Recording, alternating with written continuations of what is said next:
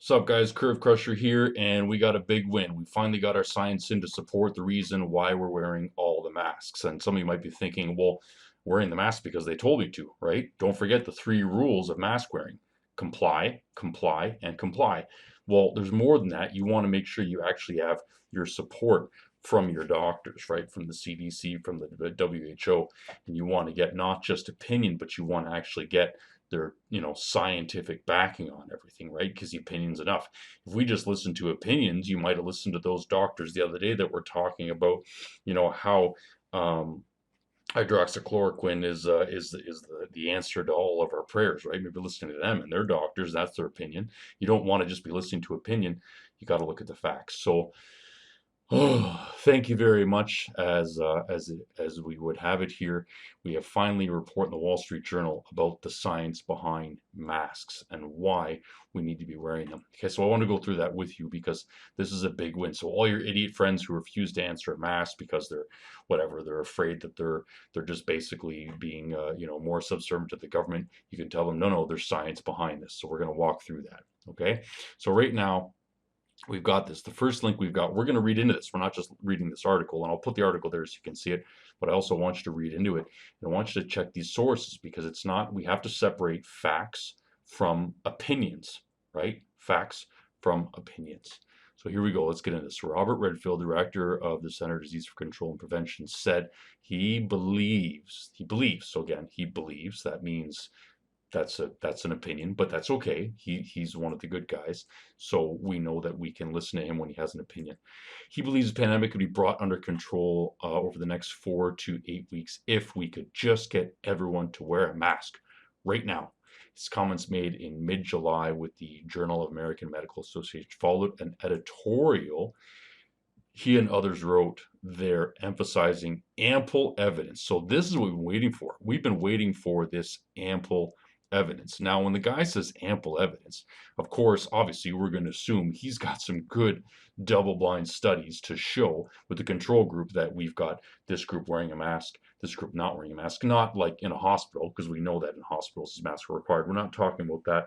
We're talking about mask use for the general public, right? Because when this first came out, where it was said that, you know, if you're in the medical field, you need to wear a mask, a surgical mask, but there's really no point in wearing a mask for the general public. They said that, right? But of course, Fauci said that, and he was way off. He's learned a lot. He's learned a lot since then. So, we've come a long way. But let's take a look at this ample evidence here. That's what I want to get to. Okay, we're going to skip the edit. Well, we can go into the editorial, but there's no point. We don't want the editorial. We want the facts behind this, right?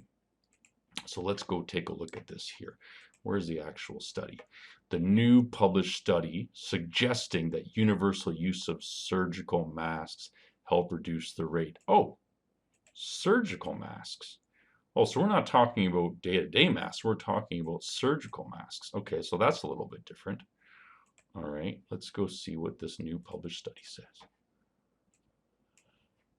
Okay, association between universal masking and the healthcare system and the positive among healthcare workers.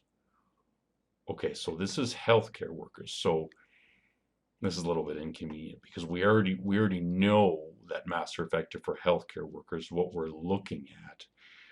And that's what this is all about. This is about the 75,000 employees in the hospitals that wore masks and it showed a reduction. Okay, well, this is a little bit embarrassing. We know that. We know that they work in hospitals. We're looking at the actual smoking gun evidence to show that they have some kind of effect for the general populace, right? So obviously, Buddy's saying there's science behind this. Obviously there's different components in the general public than there is in the hospital. In the hospital, people know how to put their masks on. They know how to sanitize properly. They know when to touch the face, when not to. They know when to be careful. The general public doesn't know that really typically, which is why we're looking for evidence that these masks actually work in the general population, right? But obviously it's going to be here because why would the guy come out and say, masks do matter, science matters. Why would you say that if there wasn't actually a body of growing science? So let's keep reading along here. All right. Okay, and we got here early in the pandemic, the CDC recommended anyone symptomatic or suspected of coronavirus wears coverings. Yep, okay, that's cool. That's good. After emerging data documented transmission of SARS-CoV-2 from person without symptoms, that recommendation was expanded to the general community. Okay, after emerging data documented transmission of SARS-CoV-2 from person to person without symptoms, the recommendation was expanded to the general community with emphasis on cloth face coverings. Okay, so what they're saying here is that the data came up that there was transmission without symptoms. So asymptomatic people were setting. So there's actually still no information, but that's okay. It's okay. We have the opinion that this would make a difference, right? Because it's common sense, right? We don't really need the evidence. We just need common sense. There's ample evidence that persons without symptoms spread the infection, okay, which may be the critical driver needed to maintain, okay, epidemic momentum. All right, it's cool, but we still haven't seen any actual evidence, other than kind of like that logical leap that we should all wear masks. There's no real evidence to show that it reduces that outside of the hospital setting, but I'm sure it's here somewhere. They must have put it here, right? Okay, so while community use of face coverings has increased substantially, particularly in jurisdiction with mandatory orders, resistance continues. Some have raised concerns that homemade face coverings.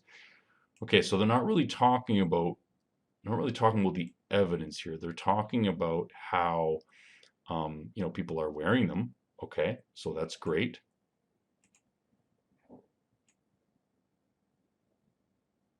Now they're talking about others may think it's premature to promote community masking until research has been completed that measures the effectiveness of cloths, face covering to prevent exposure.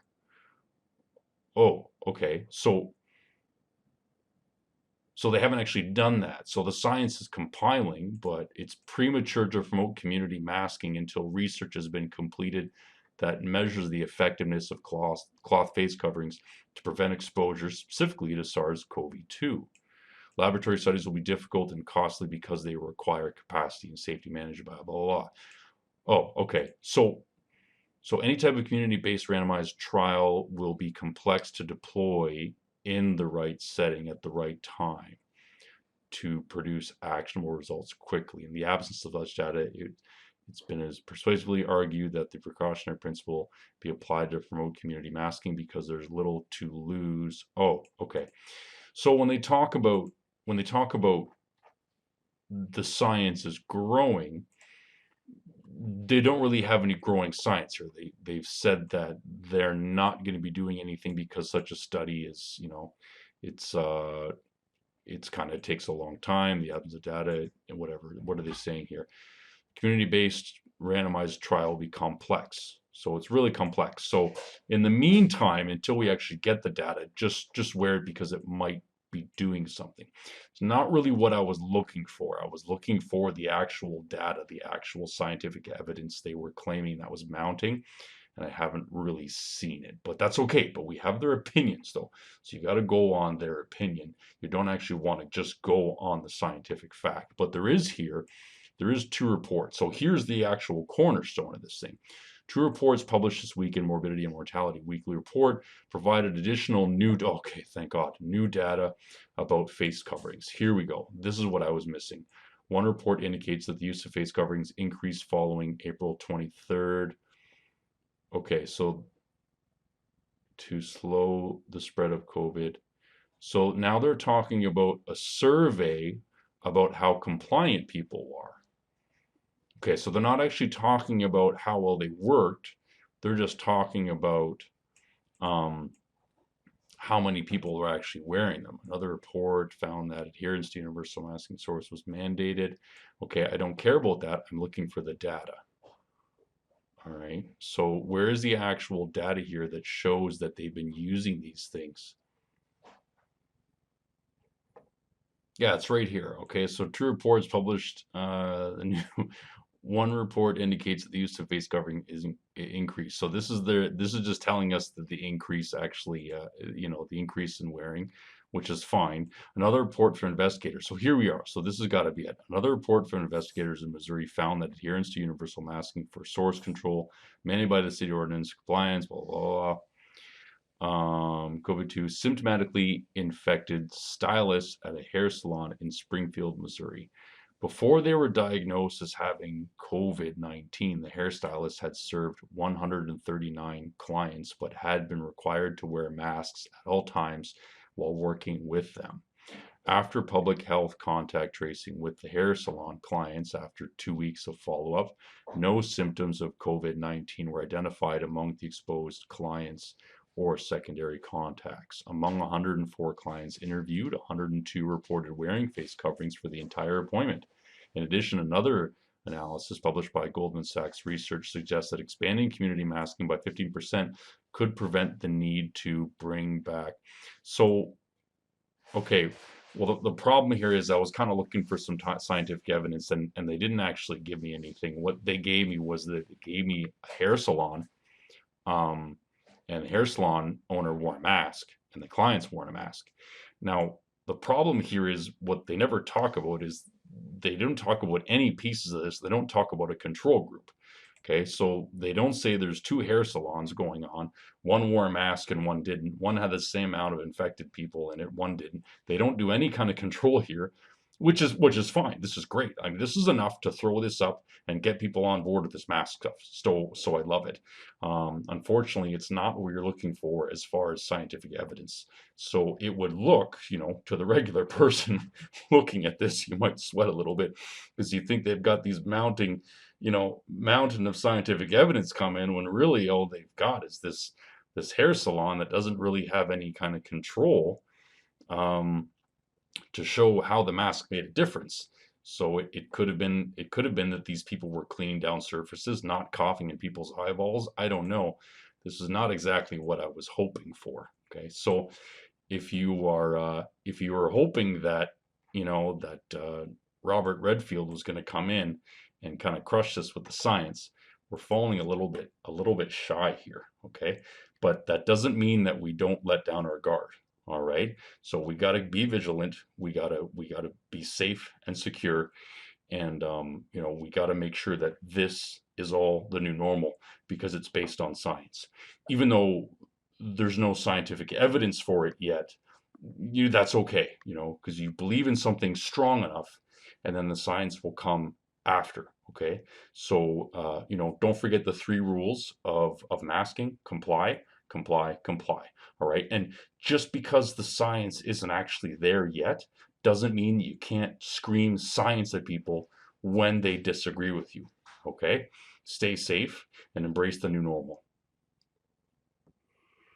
If you guys like this video and you found it informative, and you don't actually want to use your brain yourself and you want to just kind of follow along and color in the lines, please make sure to like and subscribe so I can tell you exactly how to think later on.